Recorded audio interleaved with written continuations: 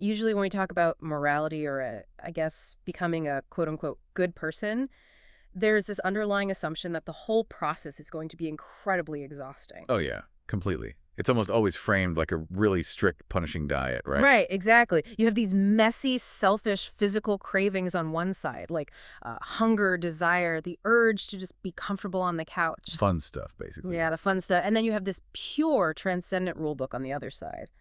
And the universally accepted idea is that being good means, starving your physical cravings so you can follow the rules. Yeah, it's always framed as this epic battle of suppression. Mind over matter, spirit over body. Exactly. Yeah. It is so deeply ingrained in us that we don't even really question it. But that completely blew my mind when I was reading through the source material for today. Oh, I know where you're going with this. Yeah, so for everyone listening, we're pulling from a really fascinating entry in the Stanford Encyclopedia of Philosophy today. And it's all about an 18th century Chinese thinker named Dai Zhen. Dai Zhen is incredible. He really is. Because when you step into his world, that whole strict moral diet gets thrown completely out the window. Our mission for this deep dive is to explore his framework. A framework where your physical cravings, your hunger, your need for warmth, your absolute terror of pain, they aren't the enemy of morality at all. They are, in fact, the literal blueprint for it. What's fascinating here is how Dai Zhen manages to build this philosophy. Yeah. Because he doesn't start as a philosopher just, sitting on a mountaintop having deep thoughts. Right. He was totally grounded. Exactly. He starts in meticulous, incredibly dry historical and linguistic research. And somehow he uses that raw data to build an ethical system that is just so deeply human and grounded in the physical body. And to really understand how radical that is, we have to look at where he came from. Because he was not the typical elite scholar, was he? No, not at all. Dai Zhen was born in 1724, right in the middle of the Qing dynasty, into a pretty poor family in Anhui province. So he didn't have the fancy tutors. Right. He did not have the money for famous tutors or prestigious academies.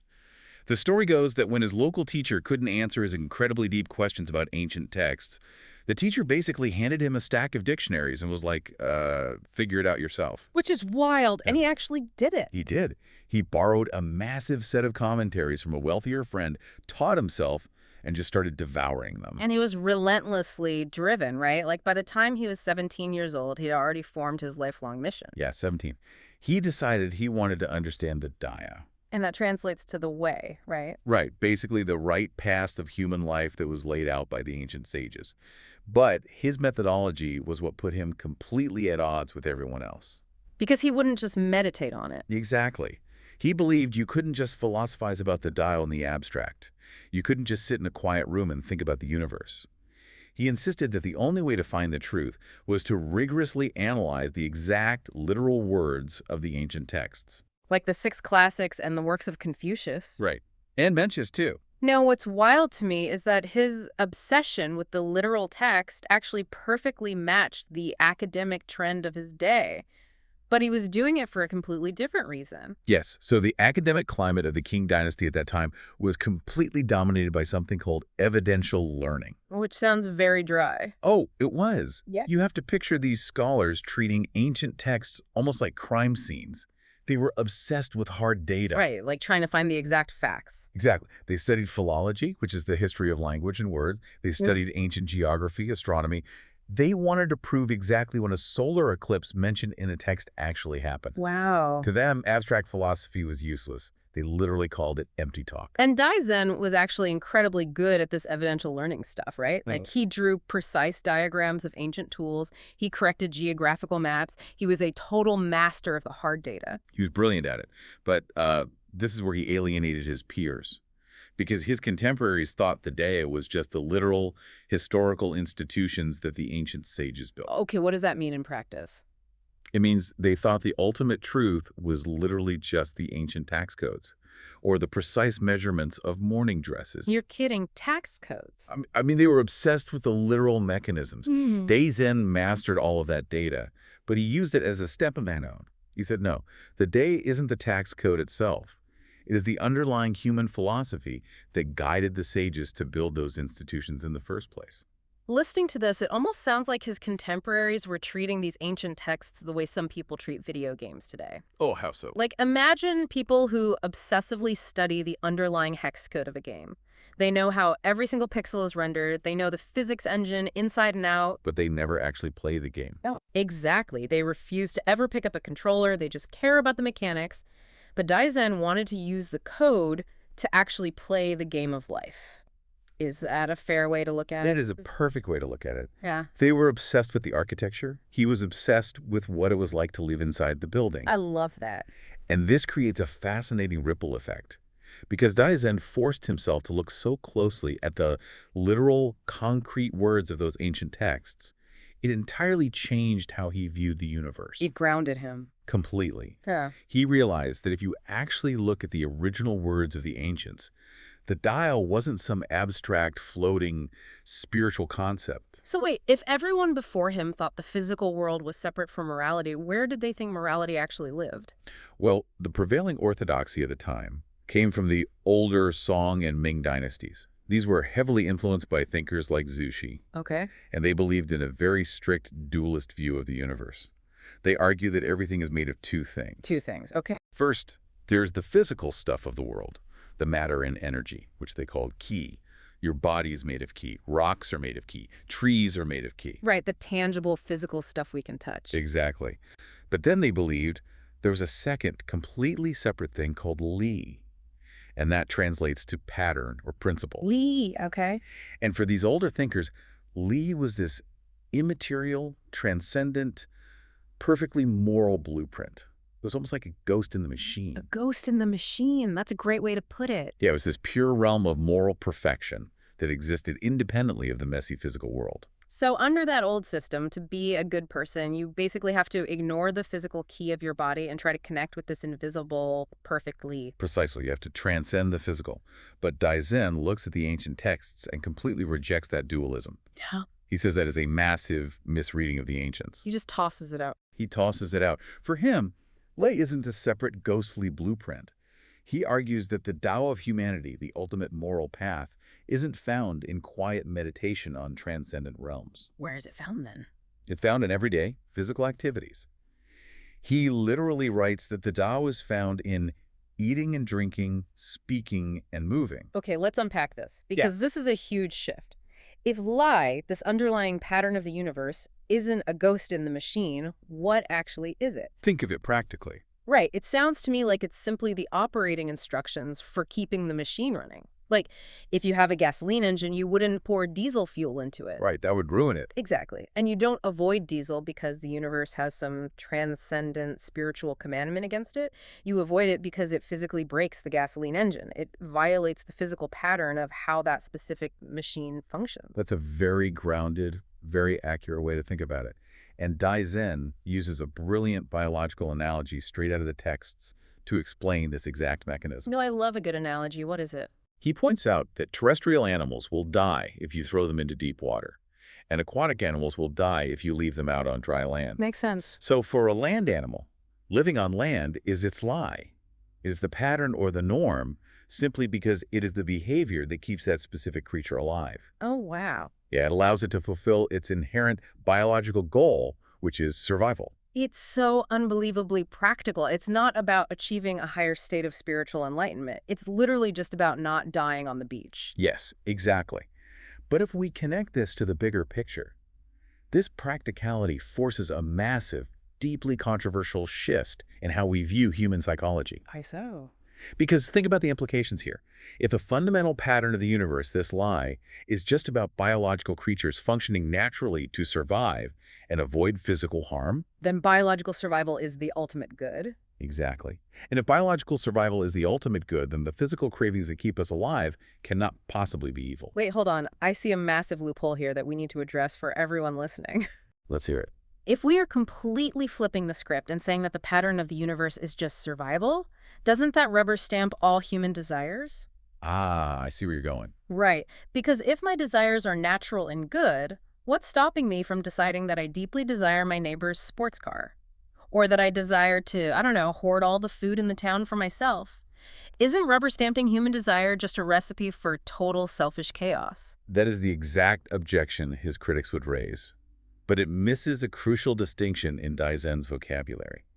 We really have to clarify his very narrow definition of wants, which he calls you. Okay, you. So what does that actually cover? He argues that the physical body is full of what he calls blood and qi. And this blood and qi produces fundamental baseline physical cravings, the desperate need for food, the cherishing of life, the absolute terror of physical pain and death. Just the absolute basics of staying alive. Yes, and it also produces baseline feelings called king, like joy, anger, and sorrow. Okay, so he's definitely not talking about complex, socially constructed desires like wanting a luxury car or a bigger house. Not at all. He is strictly talking about the primal biological vulnerabilities shared by all human beings.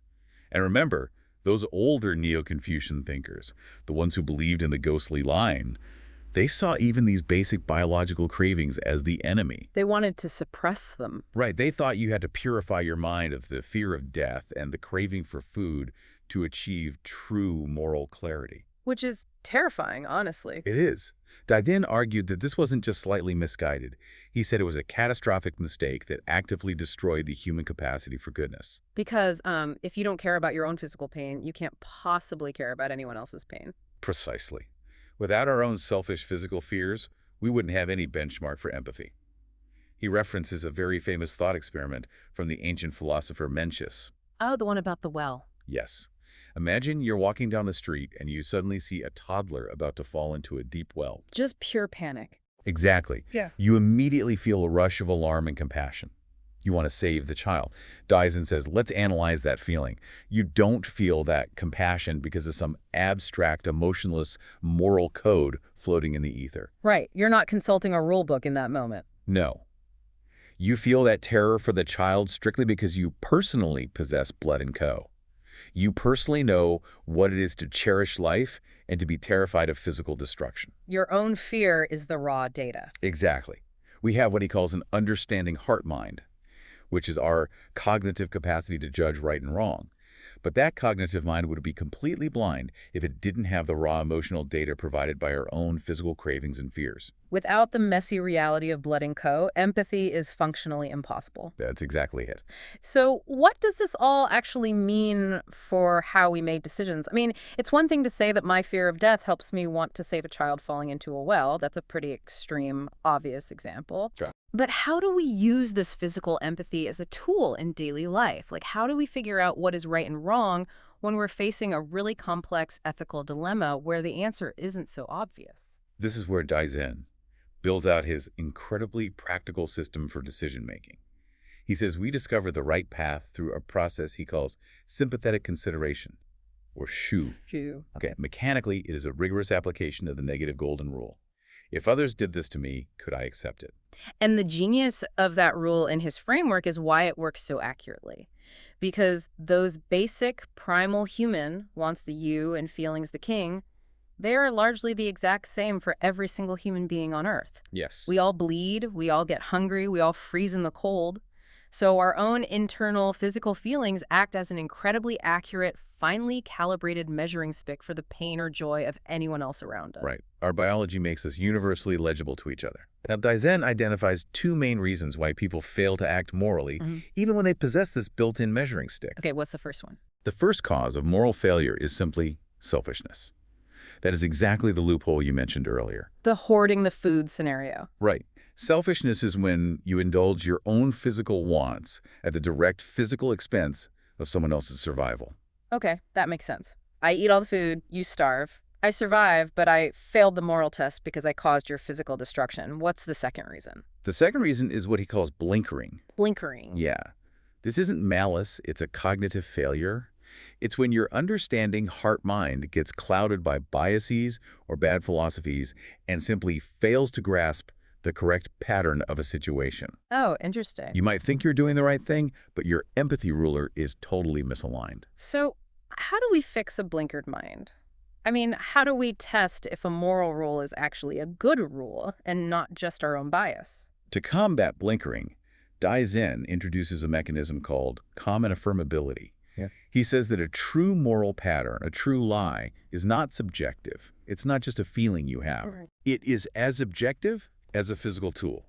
He explicitly compares a valid moral norm to a compass drawing a perfect circle, or a carpenter's set square drawing a perfect 90-degree corner. I want to make sure I grasp the mechanics of this compass analogy. How exactly does a group of people act like a compass? They work through time and physical reality. Let's say a society proposes a new norm, like a new agricultural policy. Okay. Dai Zhen says we don't test that policy by asking if it pleases the heavens or fits some abstract code. We test it by looking at the physical results. Does this policy objectively facilitate the fulfillment of people's basic needs? Does it keep them fed and warm? Yes. Does it keep them alive? If a norm is truly correct, a myriad of generations will look at its physical results over time and universally agree, yes, this works, this keeps us alive. Wow.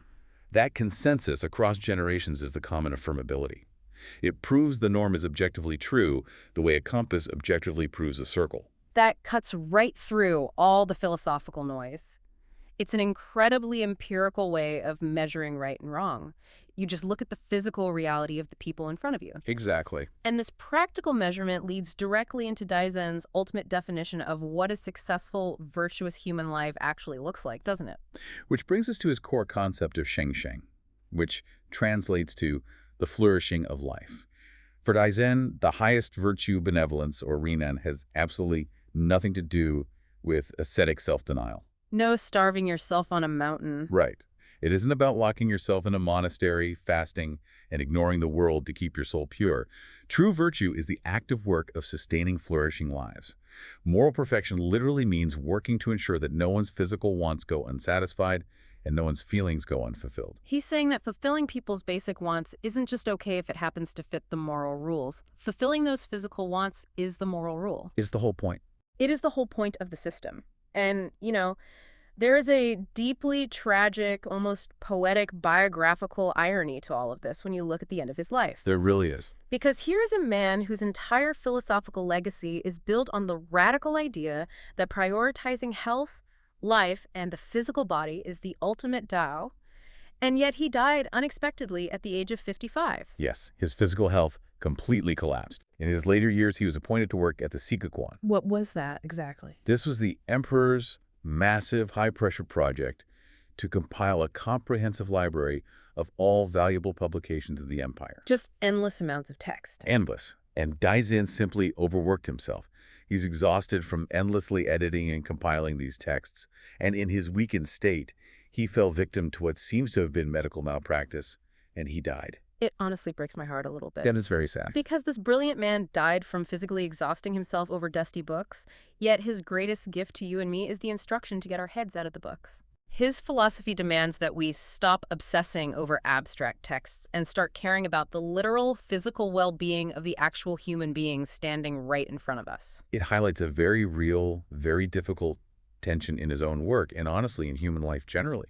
Right. Because to truly flourish in Dai Zhen's framework, you have to satisfy both sides of your nature. Right. You have a duty to satisfy your physical blood and ki.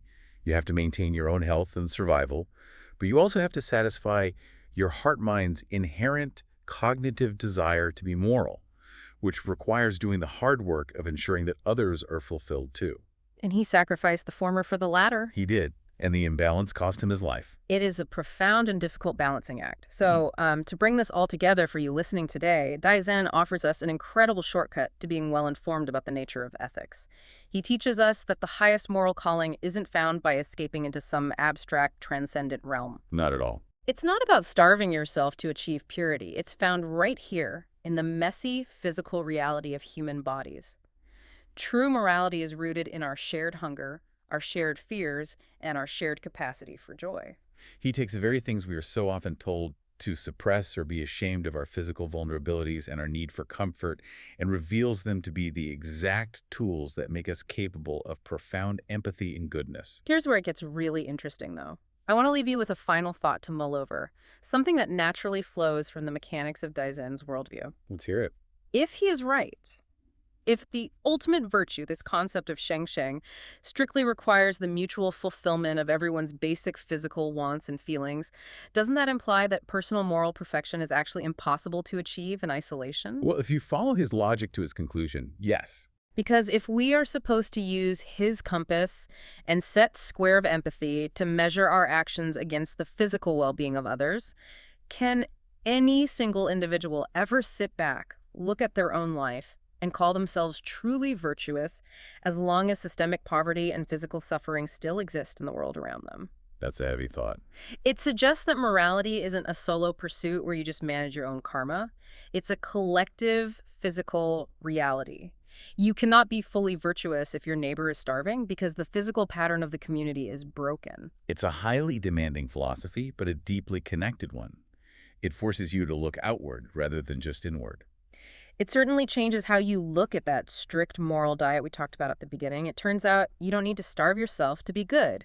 You just need to make absolutely sure that everyone else gets to eat too. A great way to put it. Thank you for joining us on this deep dive into the Stanford Encyclopedia of Philosophy.